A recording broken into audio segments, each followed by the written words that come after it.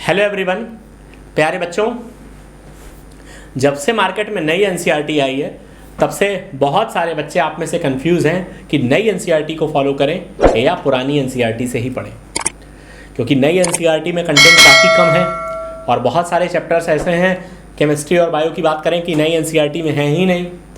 तो सभी बच्चों के मन में एक दुविधा आ रही है, एक द्वंद्व का विषय है कि नई वाली से पढ़ें या पुरानी वाली से पढ़ें। तो आज हम लोग जानेंगे कि आपको नई एनसीईआरटी से पढ़ना चाहिए या पुरानी वाली एनसीईआरटी को फॉलो करना चाहिए। प्यारे बच्चों, यहाँ पर मैं आप बच्चों को दो कैटेगरी में बांट लेता हूँ।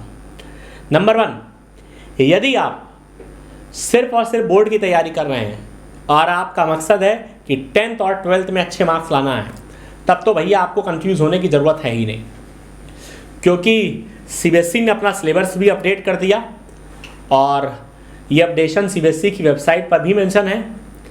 तो इसका साफ मतलब है कि यदि आपको 10th बोर्ड और 12th बोर्ड के एग्ज़ाम में अपेयर करना है, तब तो आपको मार्केट में मिलने वाली नई वाली एनसीईआरटी किताब खरीद लेना चाहिए और उसको अच्छे से पढ़ना चाहिए।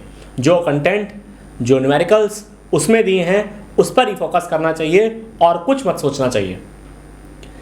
लेकिन बच्चों, अगर दूसरी तरफ इसके अगर आप किसी कंपटीशन एग्ज़ाम की तैयारी कर रहे हैं, कंपटीशन एग्ज़ाम जैसे नीट और जेई, बच्चों नीट और जेई ऐसे एग्ज़ाम हैं जो कि एनसीईआरटी बेस्ड रहते हैं, क्योंकि अलग अलग स्टेट बोर्ड का थोड़ा सा भाई सिलेबस का लफड़ा रहता।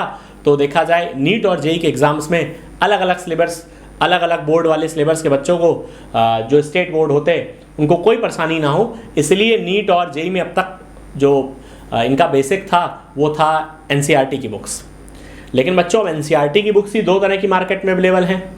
एक तो नई वाली है, और अगर आप कहीं से पुरानी ले लें, आपके पास पुरानी है जिसमें कंटेंट ज़्यादा है, वो तो है ही। तो अब बच्चों के मन में डाउट है, सर किससे पढ़ें? बच्चों, पहली बात तो ये है कि जब तक आपको ये एनटीए क्लियर ना कर दे, नोटिफाई ना कर दे, एक नोटिफिकेशन ना आ जाए एनटीए की तरफ से कि अब नई वाली एनसीईआरटी से ही पेपर बनेगा, यानी जो नई एनसीईआरटी से चैप्टर्स हटे हैं वो नीट 24 में नहीं पूछे जाएंगे, तब तक आपको ऐसा समझना ना चाहिए। यानी अभी आप पूरा सिलेबस मानकर ही चलिए। मेरे कहने का मतलब है, जब तक एनटीए या एनएमसी जो भी कंडक्टिंग बॉडी है आपके एग्ज़ाम से जुड़ी हुई, वो जब तक अपडेट ना दे दे, आपको इन्फॉर्म ना कर दे कि आप भैया नई वाली बुक से ही पेपर आएगा और वो जो चैप्टर्स नई बुक से हटे हैं उनसे हम क्वेश्चन नहीं पूछेंगे, तब तक तुम ये मान कर चलो कि पूरा सिलेबस पूछा जाएगा। इसी में तुम्हारा फ़ायदा है। एक तो बात ये, सर अभी क्या पढ़ें? बच्चों, जैसे कुछ चैप्टर्स हट गए मान लो नई एनसीईआरटी से, तो तरीका ये कहता है कि आप उन चैप्टर्स को बाद में पढ़ें। जैसे मान लो केमिस्ट्री से स्टेट ऑफ मैटर हट गया, एस ब्लॉक हट गया, पी ब्लॉक हट गया, तो अभी आप स्टेट ऑफ मैटर, एस और पी ब्लॉक पर फोकस मत करें। अभी आप उन चैप्टर्स को फोकस करें जो नई वाली एनसीईआरटी में भी हैं। अरे यार, वो तो पक्का है ना, उसका तो श्योर है ना कि वो डेफिनेट आएगा। तो पहले आप उस सिलेबस को तैयार करें जो नई वाली एनसीईआरटी में भी डेफिनेटली है, उन चैप्टर्स पर फोकस करें। और एक बार एनटीए का नोटिफिकेशन आ जाए, उसके बाद अगर वो कहता नहीं भाई ये आपको चैप्टर्स नहीं पढ़ने, हम नहीं पूछेंगे, तब तो आपको पढ़ने की ज़रूरत ही नहीं है। और अगर कहता नहीं हम पूछेंगे, तो भाई हम पढ़ लेंगे उन चैप्टर्स को, है ना। तो अभी स्मार्ट वर्क की ज़रूरत है बच्चों इस टॉपिक पर।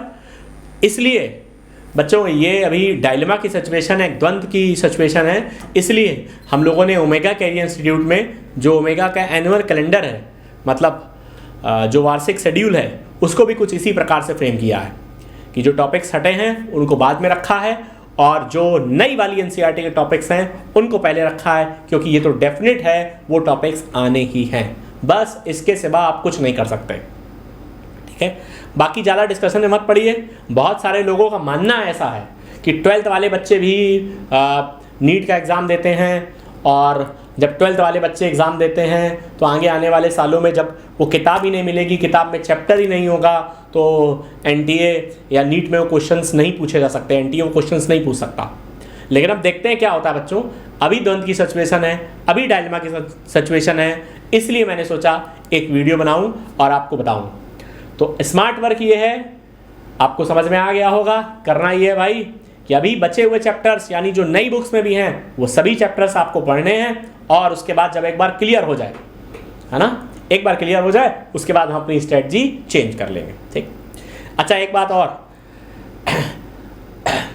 एक बात यहाँ पर ये याद रखिएगा, मान लीजिए कोई अपडेट नहीं आता है तो फिर हाई चांसेस हैं कि पुराना वाला सिलेबस भी आएगा, ठीक। चलिए let's wait for the update. हम लोग अपडेट का वेट करते हैं कि एनटीए हमको बताएगा कि क्या सिलेबस रहेगा नेक्स्ट ईयर नीट 2024 के लिए। तो बच्चों this is all for this video, thank you everyone. और इसी तरह के इंफॉर्मेशनल और मोटिवेशनल वीडियोस हम इस चैनल पर आपको लगातार देते रहेंगे। तो if you are new to this channel then subscribe it. Thank you everyone, bye bye बच्चों, जय हिंद।